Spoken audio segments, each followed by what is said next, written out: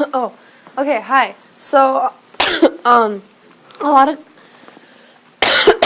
excuse me, a lot of times you'll see this thing happen here in this very, like, STEM-centric area where a STEM major or STEM-centered person will tell a humanities person that their major is useless.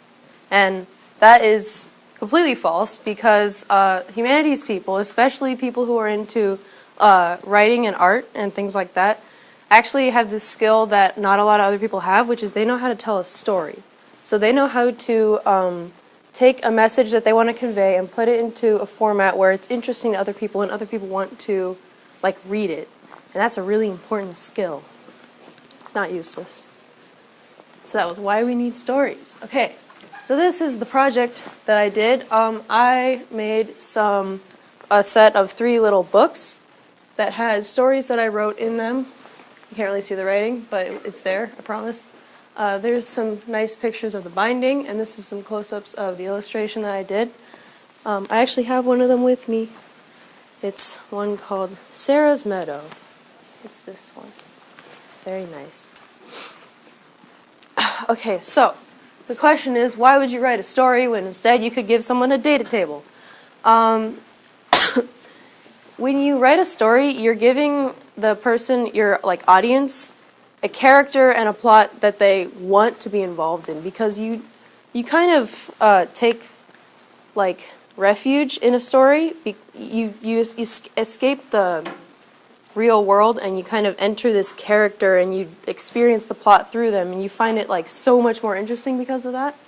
And so because of that, the author is able to tell you a message through the story that you're actually very invested in. Whereas if you just look at a data table, you might not actually care about what it says. Okay, so visualization is super important in stories, which is why I illustrated mine. According to onespot.com, your brain, about half of your brain is equipped to manage visual information as opposed to text or something. And so that means that when you see an image, your brain, more parts of your brain are going to activate and focus on it than if you were just to see some text. So if you're reading a story that has pictures in accompaniment, it's going to make you a lot more engaged with the story. All right, and then this statistic from onespot.com says that about 68% of consumers find content that informs and educates to be the most valuable. So the focus of your story is super important because you've got this person's attention for however long and you want to give them an important message. And that is why I chose to do messages that are important to me. So this one that I brought with me it's called Sarah's Meadow. Basically, it's about a girl who quits her job at a water bottle factory so she can cultivate this garden. So that focuses on the importance of nature and what really matters to you. And the second one I wrote about expressing yourself and being who you are. And then the third story I wrote also about kind of nature and the importance of reusing materials that have already been used. And so there's a TED Talk given by Nat Kendall, and he said that context and framing is super important because it gives you a way to connect with your audience rather than just throwing information at them. You have to give them context that they will understand and be able to connect with. All right. Okay, and then connections with people. That's super important. Here's a quote from Melissa Kirk that says, "The doorway to attracting and engaging with people in your community is to tell a story about how you got where you are."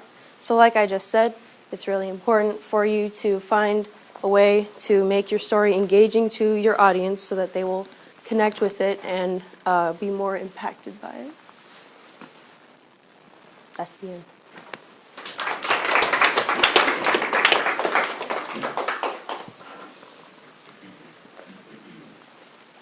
Yes. Did you buy those books yourself? I did. How did you do that? My mom has a really good friend who makes like leather boots for a living, and he sent us some leather scraps, and I used like recycled paper bag stuff, and I made it into these little packets and sewed them together, and then used an awl to like stab holes in the leather, and I just kind of sewed it all together. Yeah. Yeah? While you're thinking about what you wanted your stories to be about and stuff like that, and while you're writing it, you feel like that was like an enriching experience for you to think about that? Can you say that again? Do you think like this project was like enriching for you and you like learning about yourself and doing it? Yeah, it made me more like connected to, or it made me more aware of what the subject matter is of my stories, because I used to just like write about whatever was on my mind, but I realized that I need to like write about something that will connect with the audience as well as be important to me. Yeah.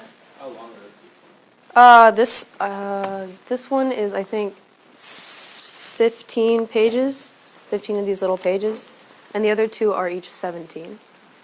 So there's like a few sentences on each page.